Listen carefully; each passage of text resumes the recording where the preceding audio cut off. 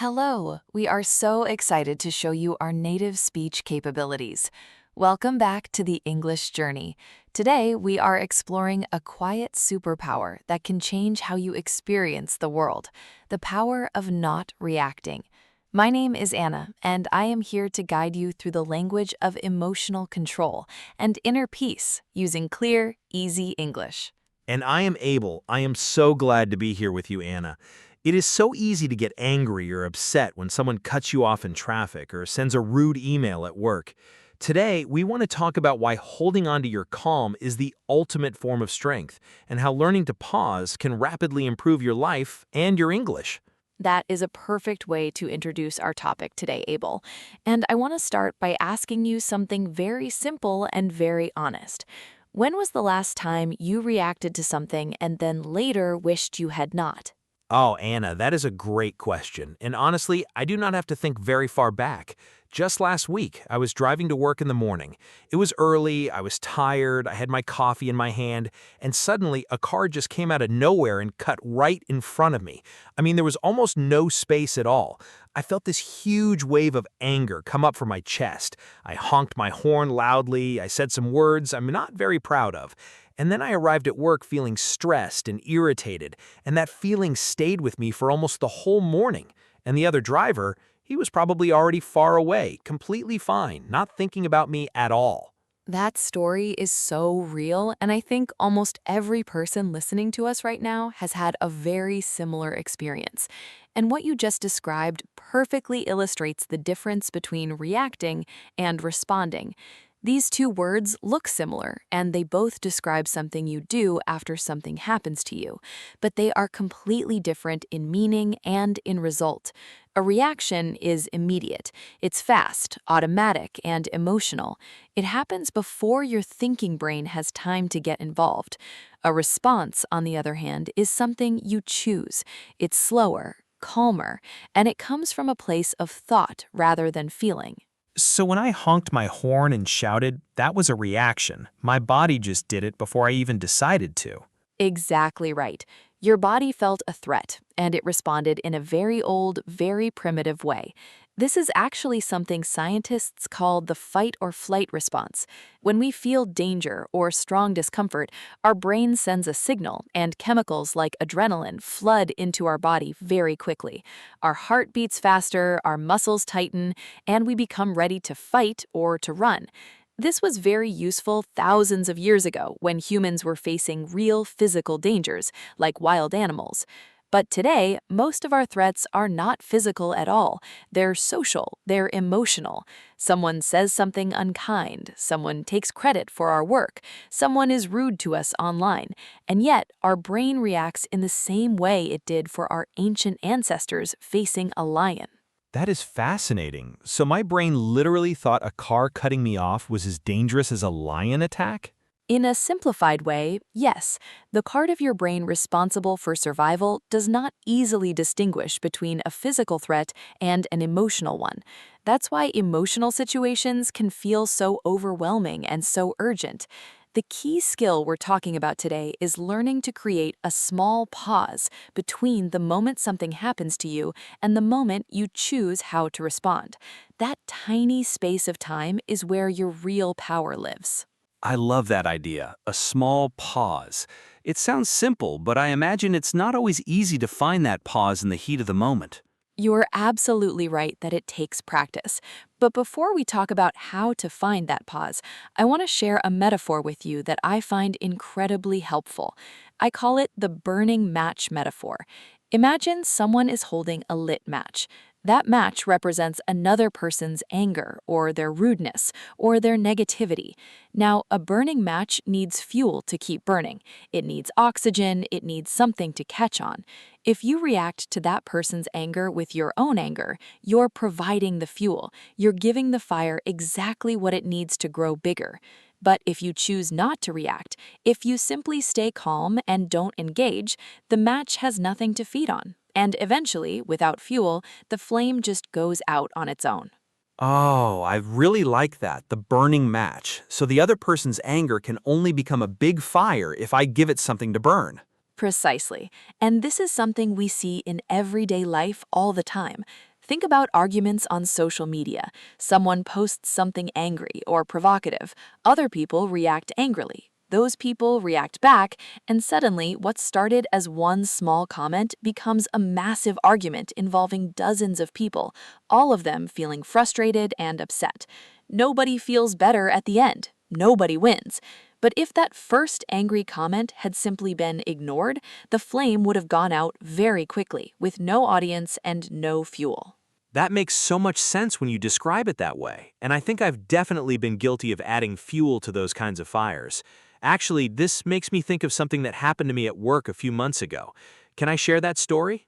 Please, yes, I think our listeners will really connect with a real example from your life.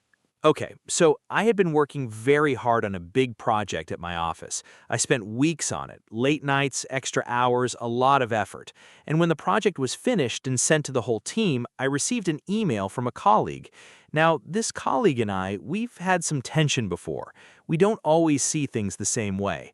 In this email, it was not kind. It pointed out several things she thought were wrong with my work, but the way she wrote it was sharp and cold. There was no thank you for your effort or good job overall. It felt like she was attacking me personally, not just commenting on the work. And I remember reading that email and feeling my face get hot. My hands started to shake a little.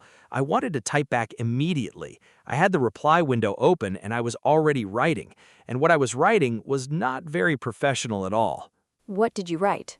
I wrote something like, maybe if you had contributed more to this project, you would understand how much work went into it. And I was about to press send. My finger was right there on the button, but something made me stop. I think it was just a moment of doubt, a small voice that said, wait. And I closed the laptop and I walked away. That moment of doubt, that small voice, that's exactly what we want to develop and strengthen. What happened when you came back to the email later? I came back about an hour later, and honestly, Anna, when I read my draft reply, I felt embarrassed. It was petty, it was defensive, it would have made things so much worse. Instead, I wrote a short, professional response that acknowledged her points calmly and offered to have a meeting to discuss the project further. And she actually replied very normally. The tension just sort of disappeared. I'll never know for sure, but I believe that if I had sent that first angry reply, we would have had a serious problem at work that could have gone on for a long time. What you did in that moment is something psychologists call emotional regulation. That simply means the ability to manage your feelings so that they don't control your actions. And what's beautiful about your story is that you didn't pretend you weren't angry. You were angry, you felt it fully, but you chose not to act from that place of anger. You gave yourself time, and in that time, the initial wave of emotion passed, and your thinking brain was able to take over. Yes, and I think that's an important point. I wasn't trying to pretend I didn't feel anything. The anger was real. I just didn't let it make my decisions for me. That distinction is so important. Not reacting does not mean not feeling. It does not mean being cold or robotic or indifferent. It simply means that your emotions inform you, but they do not control you. You feel the anger, you notice it, you respect it as information, and then you choose your next step carefully. This is what we call emotional intelligence, and it is one of the most valuable skills any person can develop in their entire life. So how do we actually do this in practice? Because in the moment, when someone is rude to us or something unfair happens, it feels almost impossible to pause. The feeling is so strong. Yes, and that is the challenge. So let me walk you through something I call the 5-second rule for inner peace. It is a simple technique, but when practiced consistently, it becomes very powerful. The first step is simply to breathe. The moment you feel that strong wave of emotion, you take one slow, deliberate breath. Not a quick breath, a long, intentional one, in through the nose and out through the mouth. This single breath sends a signal to your nervous system that you are safe. It literally begins to slow your heart rate and lower the intensity of what you are feeling. So even just one breath makes a physical difference in your body? It does. The science behind this is very well established. Deep, controlled breathing activates what is called the parasympathetic nervous system, which is essentially the calm, resting part of your body's control system. It counteracts the fight or flight response we talked about earlier. So that one breath is not just symbolic, it is actually changing your body chemistry in real time. That is amazing. Okay, so step 1 is to breathe. What comes next? The second step is to label what you are feeling. This might sound strange, but research in psychology has shown that when you name an emotion, you reduce its power over you. So instead of just feeling the anger as a massive, overwhelming force inside you, you say to yourself, quietly, internally, I am feeling angry right now. Or perhaps, I am feeling frustrated. Or I am feeling hurt. You give the emotion a name and a shape, and what happens is quite remarkable. The brain shifts slightly from the emotional center to the language center, and that shift creates just enough distance for you to regain some control. I've actually tried something like this before, without really knowing the theory behind it. When I am very stressed, I sometimes say to myself, okay, I am stressed, this is just stress, and it does help a little. Yes, you've been doing it intuitively. And for our English learners who are listening right now, this is a wonderful reason to practice your English even in private, in your own mind. When you feel a strong emotion, try to label it in English. Say to yourself, I am feeling overwhelmed, or I'm feeling disappointed right now, or I feel disrespected and I need a moment. Using English in this way turns your emotional experience into a language learning experience at the same time. You are training your brain to think in English, and you are also training your brain to manage its emotions. It's genuinely two skills developing at once. I love that so much. So my inner English practice can also be my inner calm practice. That's a beautiful idea. The third step in the 5-second rule is to ask yourself a single, quiet question before you speak or act. And that question is simply this: will my response make this situation better or worse? Just that one question, not a long analysis, not a detailed plan, just that one honest question. And often the answer comes back very quickly and very clearly. If you are about to say something sharp and defensive, the answer is almost always worse. And that answer alone can stop you from doing something you will regret. That is such a clean and practical tool. One breath, name the feeling, ask one question. I think even I can remember that under pressure. And the more you practice it in smaller, lower stakes situations, the more automatic it becomes when the big emotional moments arrive. Think of it like going to a gym. You don't start by lifting the heaviest weights. You build strength gradually. And emotional regulation is exactly the same. You practice staying calm in small frustrations, like a slow internet connection or a long queue at the supermarket.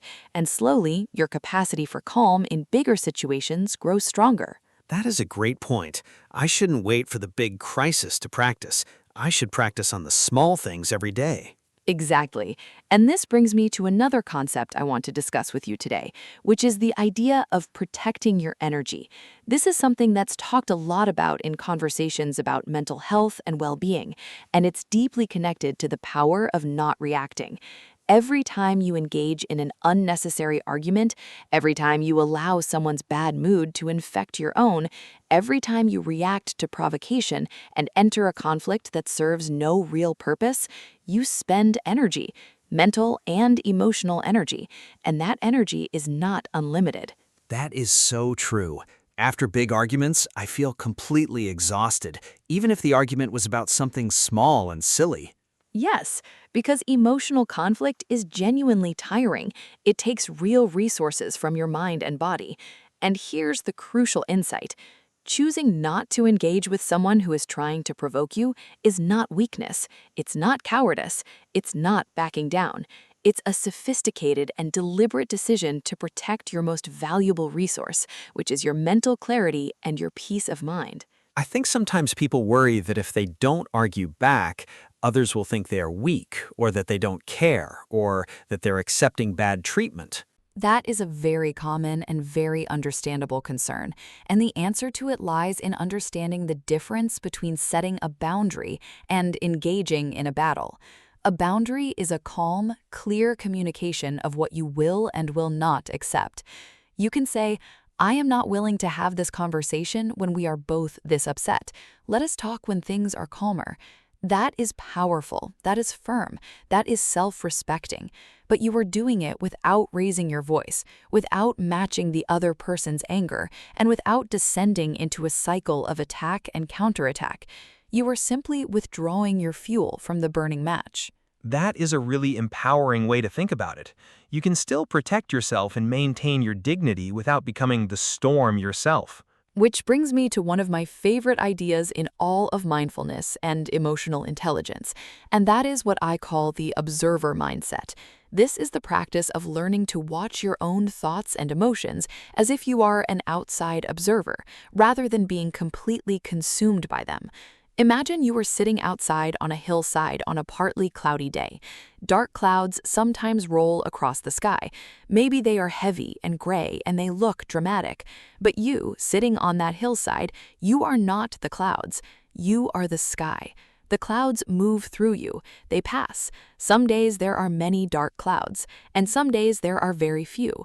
But the sky itself is always there, always larger than any cloud, always present. That is a beautiful image. So the dark thoughts and the angry feelings are the clouds, and I'm trying to remember that I am the sky, not the storm. Exactly.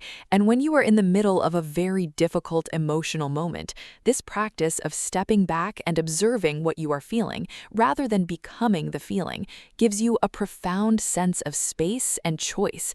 You might even try saying to yourself silently, I notice that anger is arising in me right now. Not, I am angry, which makes you identical with the emotion, but rather, I notice that anger is here. It sounds like a small difference, but it creates an important psychological distance. Okay, that one I want to try. I notice that frustration is arising in me right now.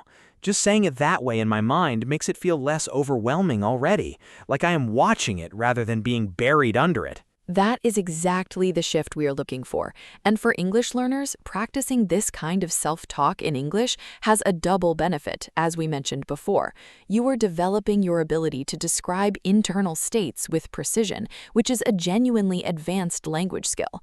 Words like frustrated, overwhelmed, disrespected, provoked, unsettled, these are rich, nuanced vocabulary words, and learning them in the context of your real emotional life means you'll never forget them.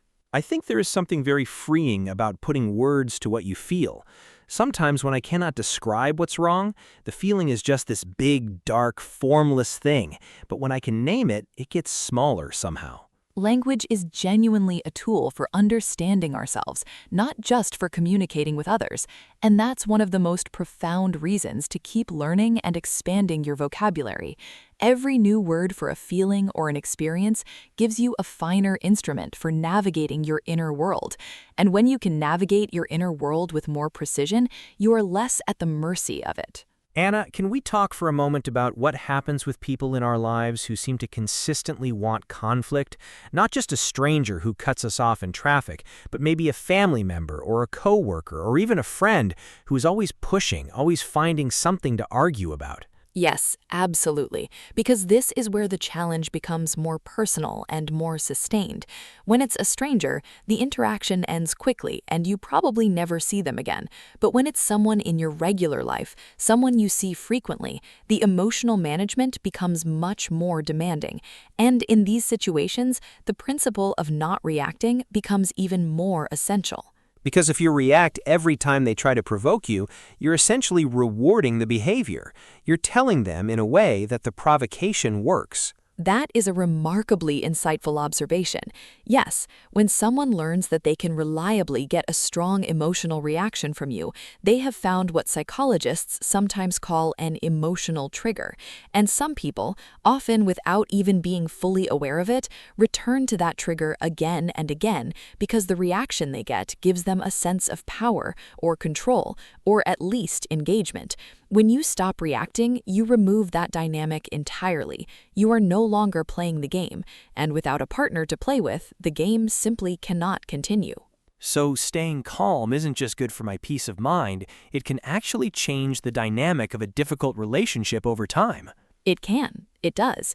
It doesn't always transform the other person because we can't control other people, but it absolutely transforms the pattern of interaction between you. And very often, when one person in a relationship genuinely and consistently stops engaging in the conflict cycle, the entire atmosphere changes. The other person may escalate temporarily because they're used to a certain reaction and are confused by its absence, but if you hold your calm, the pattern almost always settles into something more peaceful. That makes a lot of practical sense, and it also means that my commitment to peace has to be genuine and consistent, not just something I try once and then give up on when it feels hard. That's wisdom right there. Consistency is everything in this practice. And I want to acknowledge something very honestly because I think it's important. There will be days when you fail at this. There will be moments when the emotion is too fast or too strong, and you react before you have a chance to pause. And when that happens, the most important thing is not to then react harshly to yourself. Don't add self-criticism and shame on top of the original reaction. Instead, observe that too. Notice what happened. Ask yourself what triggered you so strongly. See if there is something to learn, and then let it go and begin again. That is so important to say, because I think sometimes people give up on self-improvement because they expect perfection and then feel like a failure when they fall short. But this is a practice, not a performance. Beautifully said. It's a practice, not a performance. That phrase is worth repeating and remembering. You are not trying to perform calmness for an audience. You are genuinely, slowly, imperfectly building a new relationship with your own inner world. And every single time you manage to pause, even for half a second, even if you still end up reacting, every moment of awareness is progress. Every moment where you notice what is happening inside you is a step forward. I feel like today's conversation has genuinely shifted something in how I think about those difficult moments. The burning match, the 5-second rule, the observer on the hillside watching the clouds. These are ideas and images I know I will carry with me. And for everyone listening, I want to offer one final thought to bring everything together. The power of not reacting is, at its heart, the power of choosing.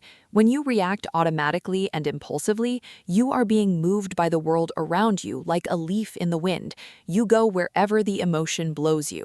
But when you pause, when you breathe, when you name what you feel, when you ask one honest question before you speak, you are no longer a leaf. You are a person who is choosing their direction deliberately. And that choice, repeated day after day in small moments and large ones, is what shapes the quality of your life, the health of your relationships, and the depth of your inner peace. And I think what I'll take away most from today is that this quietness, this stillness, this ability to hold your calm in the middle of the storm, it's not something cold or distant. It's actually a very warm and deeply human strength. It's the strength of someone who values themselves enough to protect their peace and who values others enough to respond to them thoughtfully rather than just firing back with whatever first comes to mind.